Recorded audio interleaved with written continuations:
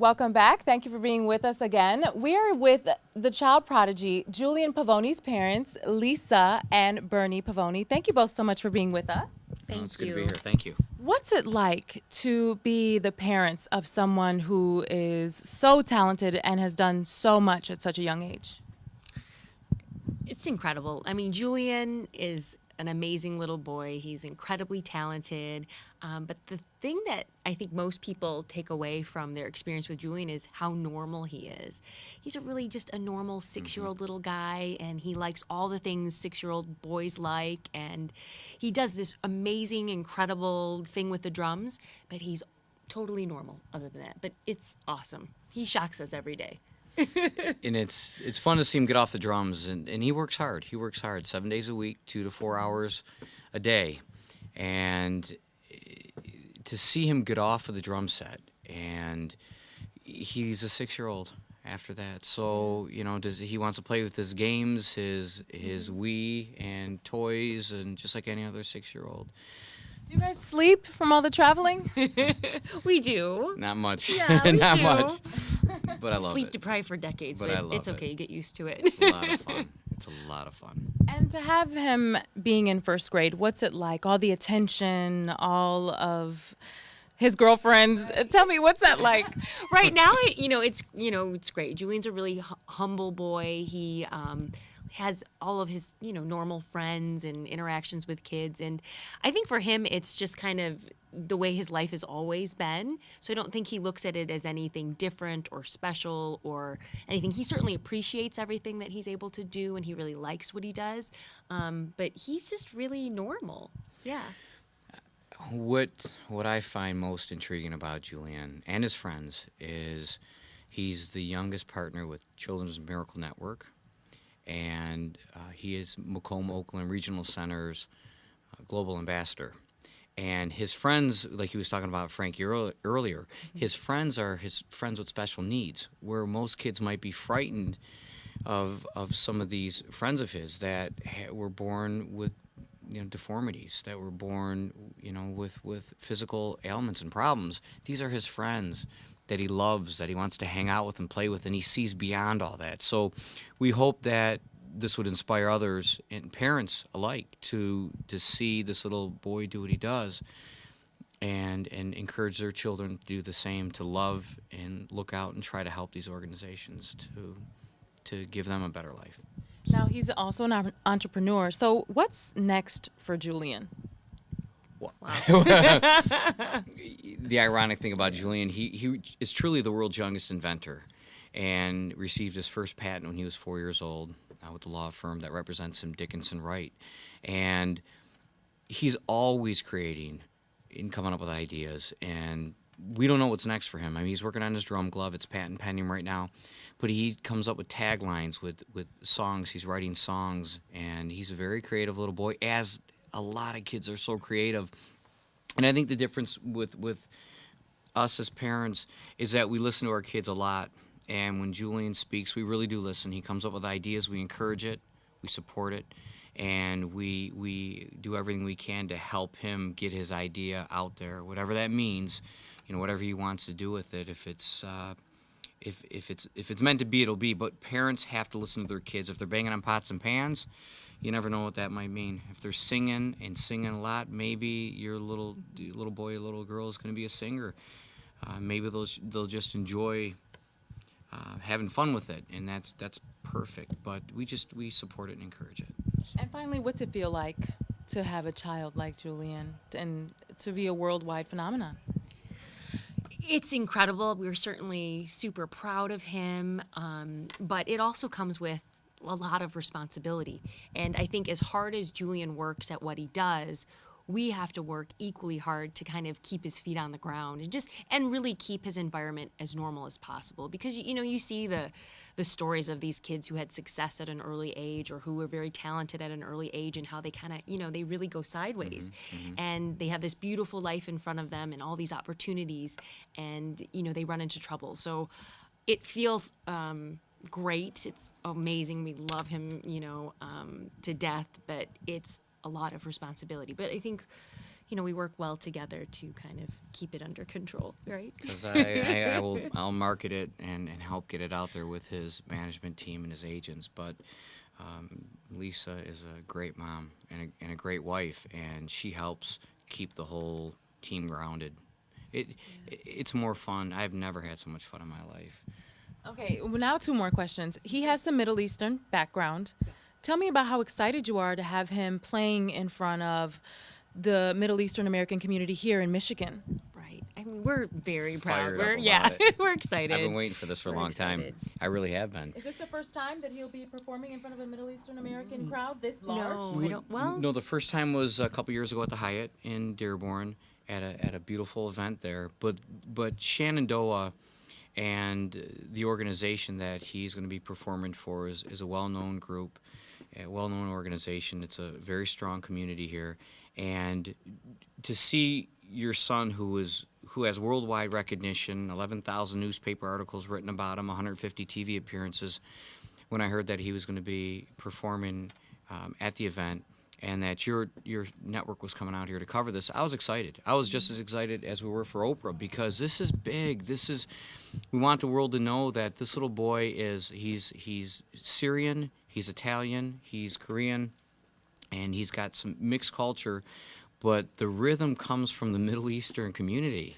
That's it. That's where that rhythm comes from. So I think Asita will be pretty proud and will say the same thing. Right. But it's well, and he has such a rich cultural background, which I think is the case for so many people these days. And it's nice because I think so many different people and cultures can relate to him. And Sure. you know what I Good mean? point, So, yeah. yeah, we're super excited. All right, finally, tell me how you knew from the womb that Julian was a drummer. Well, Bernardino, you have to take the most credit for this, but Julian was incredibly active in the womb. He was always kicking, always moving, and you would place headphones on my pregnant belly playing Yep. Beatles music Yep. like every night. That's right. And he would kick rhythmically with the music, and Keeping time. it was so unusual. I remember falling asleep to it and like waking him up like, you have to feel this is Yep. pretty incredible stuff. Yeah. Julian was active, but I would take the headsets and put him on our stomach, and he was a breech child, and he would kick to the rhythm of the music. Right, so I was kicking low. Right. So, and I'm barely a drummer, but I knew enough about the drums to know that this boy's got some serious rhythm. And there was a time, about 8 months in the pregnancy, I said, Lisa, he's going to be the world's youngest drummer. This is unbelievable. And we found out when Julian was born, we found out the day that he was born, Lisa's doctor pulled me aside and said, I just want you to know this is a real miracle. He had 2 knots in his umbilical cord. He's lucky to be here. And he was born at a Children's Miracle Network Hospital at Beaumont, in Troy Beaumont. So we're lucky to have him here, but this is fate, and it's meant to be. And I think Julian is doing exactly what he's supposed to be doing. So that's the story of how it started. But then by the time he was 3 months old, I had him in the baby Bjorn, and I was practicing on the drums, and he reached up and grabbed the drumsticks out of my hand. And you happen to be coming down the stairs, and you're like, he's holding the drumsticks. He's 3 months old. Do you know how hard that is for an infant to hold the drumsticks? And he was holding them on his own. And I started playing drums with him every day. And by 6 months old, he developed his own, doing some drum rolls and almost doing rock beats. But by 9 months old, he was playing rock beats, keeping time, in a high chair behind a big drum set. Wow, most parents would say they're blessed for having a miracle baby and just the baby being healthy and alive, and now you have someone who's this talented. So how blessed do you two consider yourselves? Oh, you can't even put it into words. We have Julian. We have a daughter, Annalisa, as well, who's 5. His and biggest fan. she's incredible, too. And so we feel, gosh, if you could be any more blessed, I don't know that you could be. So And Annalisa has a beautiful voice, and she plays piano, and so to see them perform together, and she hugs and kisses her brother every morning, before Yeah, they're school, best and they're best friends. together, they're buddies, and to see them two together grow and nurture something, it's as a parent, it's a good feeling. What's it like to have a grandson like Julian? هذا حبيب قلبي ما في مثله بيعجبني كل شيء بيعمل And إيش؟ do you think he should go back to Syria and visit and to see where his roots are? معلوم لازم أمه وأبوه بياخدوه أنا لازم Why يروح. is it so important for him to be in touch with his roots? حتى يعرف شو مين أهله منين نحن أجينا. And why do you think it's important that he remembers this and his role as a member of the Arab American community here? We need him to remember that and be very proud. مجبور يعرف يحط راسه بالسما يعرف مين هو. As the grandmom of a child prodigy, what would you encourage other Middle Eastern parents to do as far as just supporting their children in their dreams? بس يقولوا لهم بدهم يعملوا شيء خليهم يجربوا. خليهم لا يقولوا لهم لا لساك صغير لسا هو بلش وقت كان عمره 3 أشهر. Now he's been all over the world. He's been on Oprah. I mean, he's pretty much accomplished a lifetime of achievements. But how special is it for him to be performing at the Middle Eastern American television? That's probably his biggest. That's ما في مثله. Why? الأحسن شيء. Why is it? عشان هو ابن عرب. علاقتي أنا بجوليان بدأت من 1.5 سنة وولد موهوب جدا يعني. بس تعرفت عليه يعني كانت فرصة من العمر، ويعني ولد بتعشقه عمره 6 سنين، والموهبة اللي عنده موهبة غريبة يعني. فعنده علاقات صار بالعمر الصغير اللي هو فيه علاقات تجارية، وأنا يعني شغلتي صيدلي وعندنا نحن شغل بخص يعني الهيلث اند ويلنس.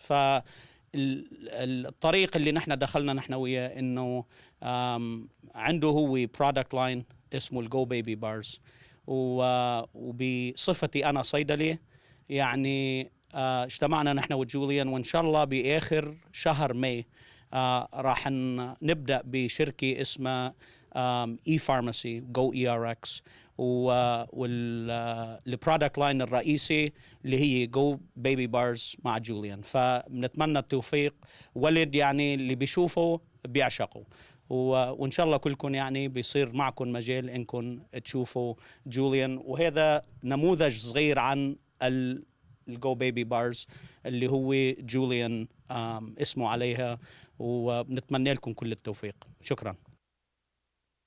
مرحبا، محمد الخطيب. أنا جاي زيارة من لبنان على صفة يعني صفقة تجارية مع بعض الأصدقاء هوني، وتعرفت على جوليان وعلى ويلته، وللصراحة يعني Hi, my name is Don Bouza. I met Julian approximately 23 months ago, and I can't tell you enough on how much this relation has grown. I went from Don Bouza to Don Vito, Uncle Don, and I've been to many of Julian's performances for Fox TV, and we've been to New York, and not to New York, but to Boston, and see Julian win top prize in the contest that he appeared in. And Julian's just become a nephew to me, and when I see him, it's just a pleasure to be around him. Hello, my name is Tatiana Tina Savage, and I'm a friend of Julian Pavone. And this young, wonderful little boy brings so much joy to everybody with all of his musical abilities and the smiles and the joy that he spreads when he's performing and entertaining. And in addition to that, Julian has a wonderful fruit bar that he is promoting, and we are wishing him the most success in his future and in all of his future endeavors and bringing joy to everybody who listens to him and hears his musical abilities. All right, now if you'd like to see Julian Pavone perform live, come on out to MEA's first annual dinner. It's going to be held at the Shenandoah Country Club in West Bloomfield on April 15th, and the event starts at 7:30. For tickets and more information, be sure to call the number on your screen. And that wraps it up for us at MEA's Spotlight Show. I'm your host, Zahara Perez. Thank you for joining us.